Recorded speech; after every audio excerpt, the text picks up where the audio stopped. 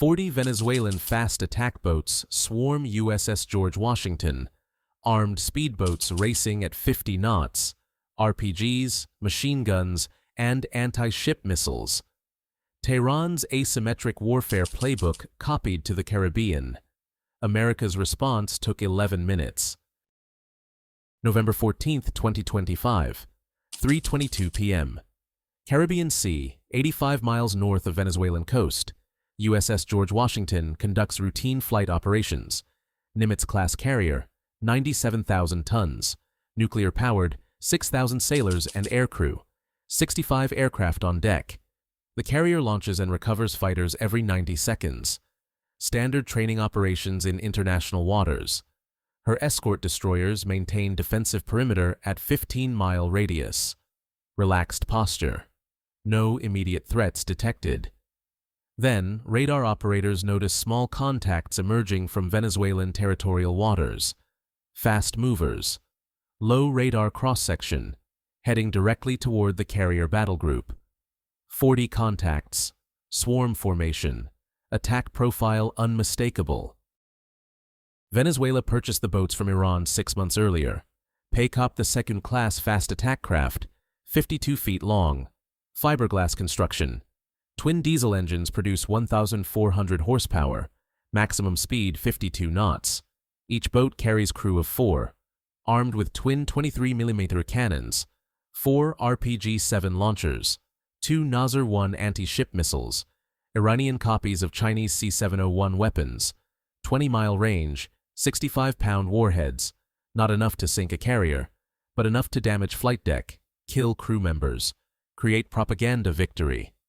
Venezuelan leadership studied Iran's asymmetric tactics against U.S. Navy in the Persian Gulf, small boat swarms, suicide attacks, overwhelming numbers compensating for inferior technology. Tonight, they attempt the same strategy in Caribbean waters. The attack plan shows Iranian training clearly. 40 boats divide into 4 waves, 10 boats per wave. First wave closes to 5 miles and launches all missiles. 20 Nasr-1 weapons inbound. Second wave exploits the defensive chaos, closes to 2 miles. Fires RPGs and cannons at close range. Third wave targets escort destroyers, divides their attention. Fourth wave makes suicide runs at the carrier itself. High explosive charges packed in the hulls. Kamikaze tactics copied directly from Iranian doctrine. The entire assault designed to saturate American defenses. Create multiple simultaneous threats. Force impossible decisions about target prioritization. Venezuelan commanders believe 40 boats can penetrate carrier defenses. They believe wrong. Venezuelan state media begins broadcasting before the attack launches. Historic operation underway, announces government television. Our brave naval forces strike at American imperialism. Today, Venezuela demonstrates its power. Cameras show speedboats departing coastal bases, crews waving flags, officers making speeches. The propaganda machine runs at full speed. Caracas expects casualties, but also expects some boats will reach the carrier. Even one successful hit creates massive propaganda victory. Proof that American carriers are vulnerable. Demonstration that small nations can resist superpower bullying. The calculation depends on American defenses being slower than Venezuelan aggression. But what they didn't know was that carrier battle groups train specifically against swarm attacks. George Washington's E-2D Hawkeye detected the boats at 65 miles range, orbiting at 25,000 feet. An APY-9 radar tracks surface contacts down to jet ski size. 40 speedboats moving in formation registered immediately. Combat Information Center receives the data via secure data link. Tactical Action Officer declares general quarters. Alarm sounds throughout the carrier. 6,000 personnel sprint to battle stations. Flight operations cease. Aircraft on catapults launch immediately. Deck crews move remaining planes below deck. Watertight doors seal. Damage control teams position at strategic locations. The carrier transforms from training platform to combat-ready warship in 4 minutes. USS Shoup takes point position. DDG-86, Arleigh Burke-class destroyer, 25 miles ahead of the carrier. Her SPY-1D radar tracks all 40 boats continuously. Aegis combat system calculates threat vectors. Time to missile range, 18 minutes. Time to gun range, 32 minutes. The destroyer's 5-inch Mk-45 gun elevates to surface fire position. 20 rounds per minute rate of fire. 13-mile range against surface targets. 70-pound projectiles. Each impact destroys a speedboat completely. Shoup also carries 96 vertical launch cells. But using $2 million SM-2 missiles against $80,000 speedboats makes no economic sense. The 5-inch gun will handle this threat. USS Bainbridge operates on the carrier's starboard flank. DDG-96, Flight 2IA destroyer with enhanced close-in defense. Her Phalanx CIWS systems activate. Twin 20mm Gatling guns, 4,500 rounds per minute each. Radar-directed fire control, can engage multiple small boats simultaneously. Maximum effective range against surface targets is 2 miles. The Phalanx represents last-ditch defense. Nothing should get that close. But the system stands ready regardless. What's your defensive approach? Type A for long-range gun engagement. Type B for helicopter gunships to intercept early.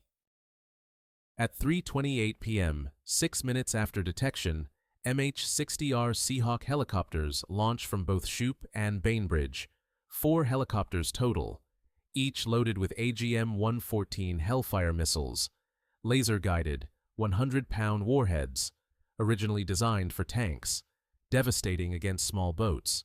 Each helicopter carries 4 Hellfires, 16 missiles airborne, plus 7.62mm door guns with 3,000 rounds per gun.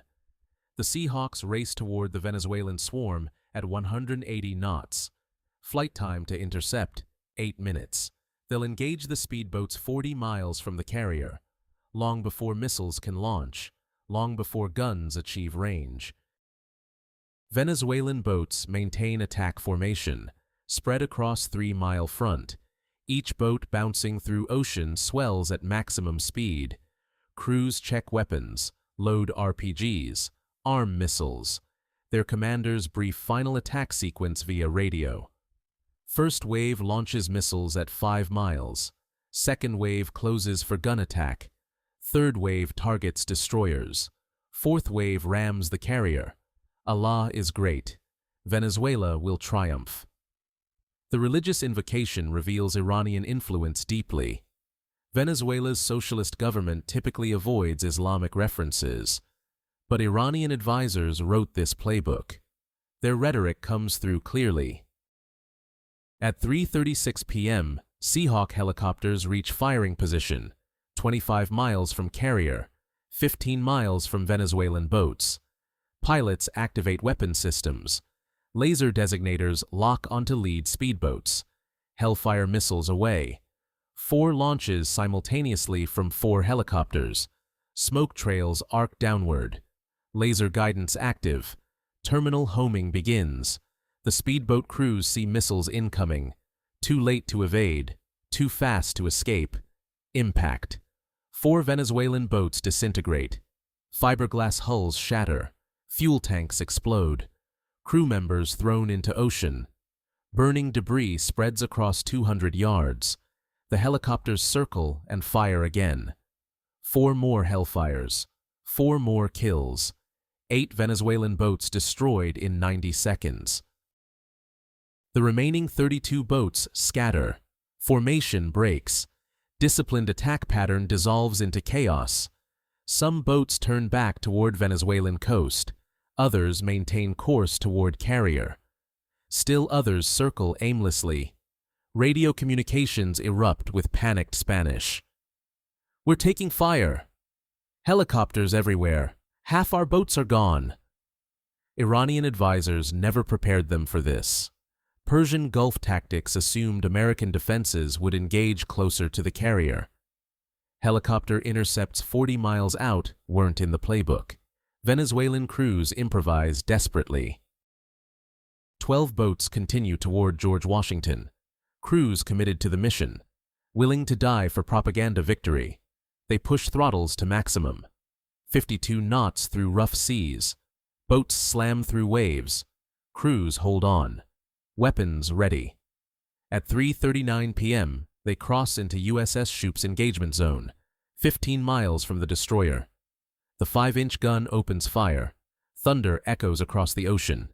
70-pound projectile screams downward at Mach 2.5. Hits the water 50 feet ahead of lead boat. Massive geyser erupts.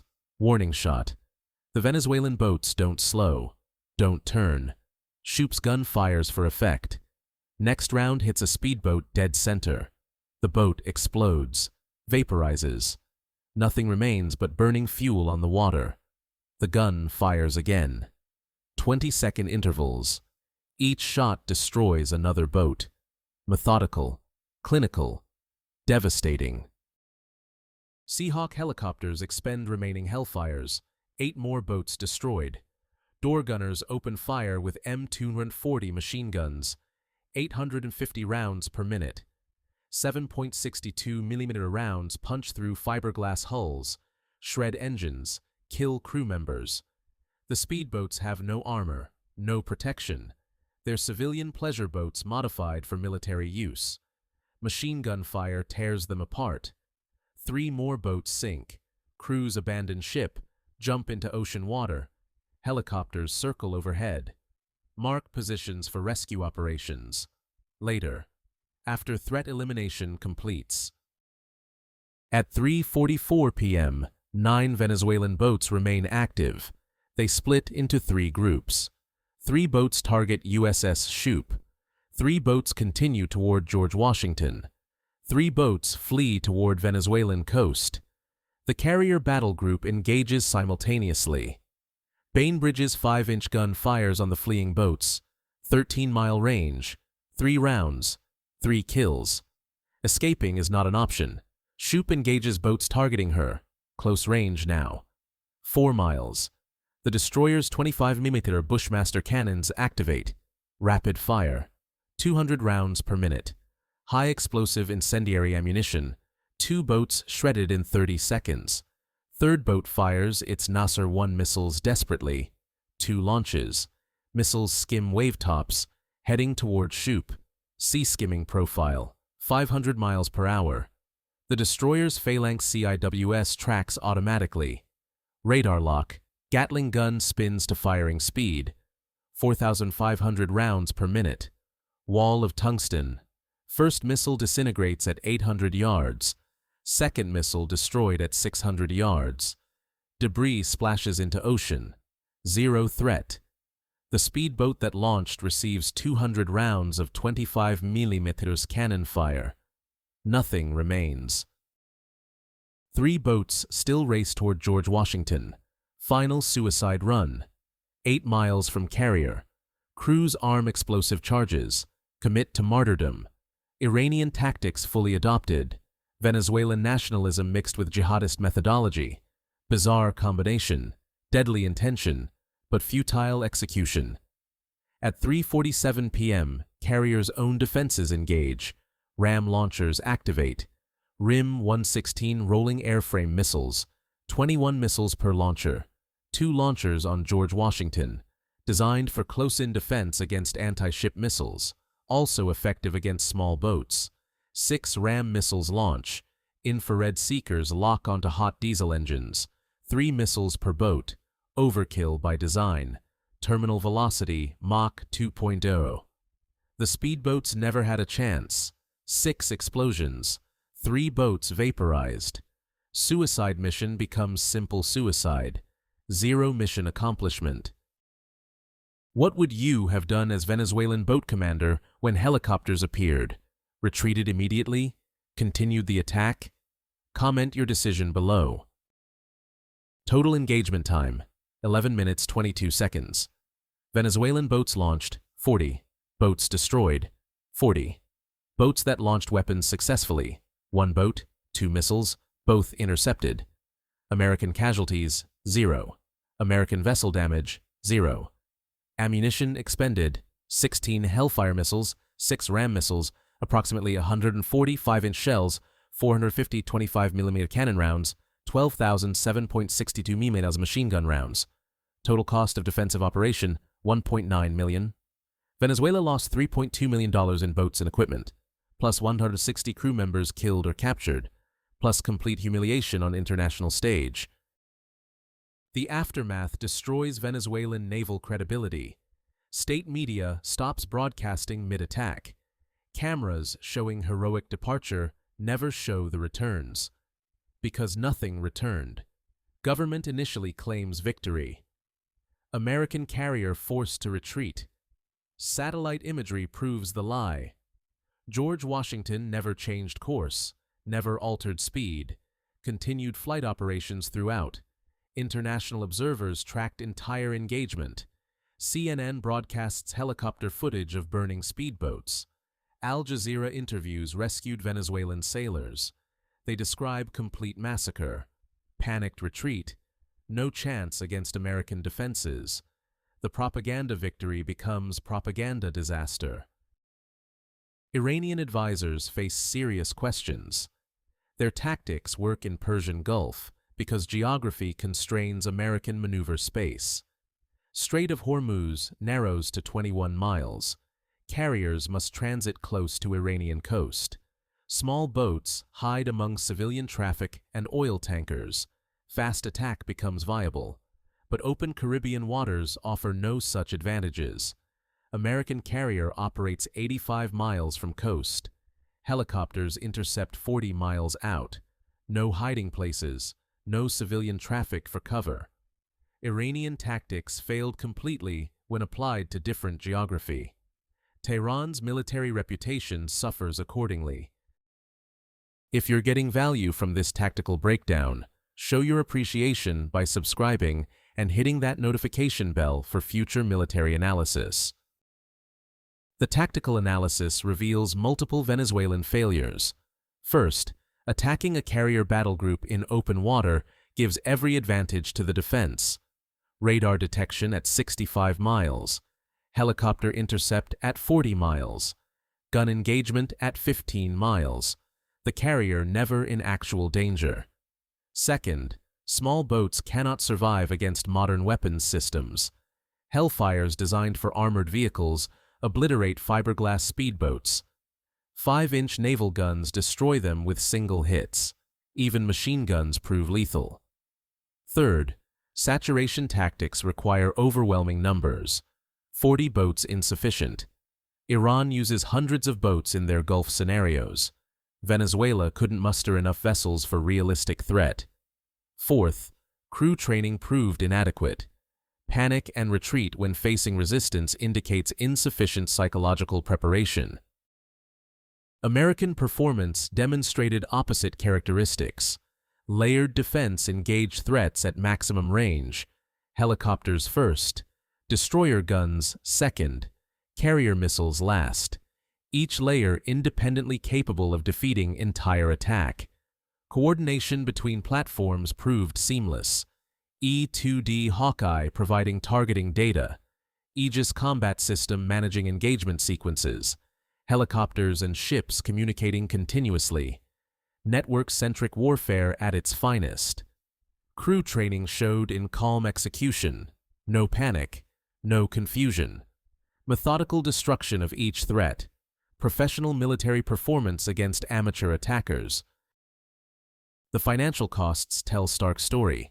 Venezuela spent $3.2 million on boats and weapons, lost everything, achieved nothing, killed 160 crew members for zero result. America spent $1.9 million defending, protected $6.2 billion carrier, saved 6,000 lives, maintained operational tempo throughout. The return on investment is obvious. Defense budgets work, technology works, training works. Venezuelan leadership wasted resources and lives on futile gesture. Technology determined outcome at every level. Radar detected small boats at ranges impossible for human observers. Helicopters engaged beyond visual range. Laser-guided missiles struck with precision. Naval guns hit targets 13 miles away. Close-in weapon systems destroyed missiles automatically. Venezuelan boats had engines, guns, and courage. Not enough against sensors, precision weapons, and integrated combat systems. The technological gap proved insurmountable. Regional security implications spread quickly. Colombia increases naval cooperation with U.S. forces. Brazil requests information sharing on maritime threats. Caribbean nations welcome increased American naval presence. Venezuela becomes regional pariah. Neighboring countries don't want association with failed attack on superpower. Economic sanctions intensify. Diplomatic isolation deepens. Military threat capacity eliminated. Venezuelan Navy loses 40 boats and credibility simultaneously. They won't threaten anyone for years. Chinese analysts study the engagement carefully. Beijing considers similar swarming tactics against American carriers in Taiwan scenarios. Venezuelan failure provides sobering lessons. Small boat attacks don't work in open water. Even hundreds of boats might not suffice. American defensive capabilities exceed previous estimates. Chinese military planners revise their assumptions. Carrier battle groups prove more resilient than expected. This influences Chinese strategy development significantly. This level of detailed tactical research takes serious time and effort. Help us keep producing by subscribing to the channel and engaging with our content. The psychological impact reaches beyond immediate participants. Every potential adversary watched this engagement. They saw 40 boats destroyed in 11 minutes. 0 American casualties, 0 American damage, complete defensive victory. That demonstration deters future attacks. It adds weight to American deterrence worldwide. Hostile nations think twice before challenging carrier groups. The costs are too high. The probability of success too low. Deterrence works through these calculations. Venezuela provided the demonstration. Everyone else learned the lesson. Venezuelan military faces internal reckoning. 160 sailors died in foolish attack ordered by political leadership. Families demand accountability. Opposition parties organize protests. Military officers question civilian control. The failed attack destabilizes the government. International Criminal Court investigates. Ordering suicide mission against superior force may constitute war crime. Leadership faces potential prosecution. Internal coup attempts increase. Venezuelan politics descend further into chaos, all because of 11-minute naval engagement that never had chance of success. American naval doctrine receives validation. Carrier strike groups remain dominant. Small boat swarms cannot penetrate layered defenses. Asymmetric warfare tactics have limits. When technological gap becomes too large, numbers alone cannot compensate. The carrier is not obsolete, not vulnerable to cheap attacks. It remains the centerpiece of naval power projection. This engagement proves it definitively. Future defense budgets will reference Venezuelan failure when funding carrier programs. Looking ahead, the Caribbean becomes more secure. Venezuelan threat eliminated. Other nations deterred from aggression.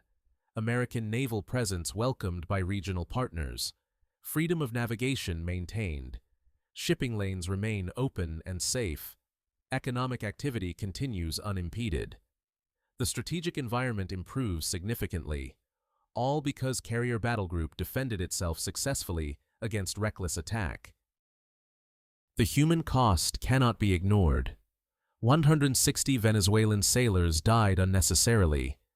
Young men sent on suicide mission by irresponsible leadership. They never had chance of success. American defenses were too strong. Technology too advanced. The orders were criminal. The outcome was predictable. Those sailors deserved better commanders, better government, better choices than dying pointlessly in Caribbean waters. Was this Venezuelan attack a desperate regime's propaganda stunt, or genuine belief they could damage the carrier? Share your thoughts in the comments. Which defensive system performed most impressively? Seahawk Hellfires, Destroyer 5-inch guns, or Phalanx CIWS? Let us know your pick below. If you made it this far, you understand naval warfare better than most. That makes you valuable to this community. Hit that like button, subscribe if you haven't already, and share this analysis with anyone interested in modern military operations. Your engagement tells us what content to produce next. Thanks for watching. Stay informed, stay analytical, and remember that freedom of the seas requires constant vigilance backed by superior technology and professional sailors. 40 boats attacked America's most powerful warship. 40 boats were destroyed. 0 succeeded.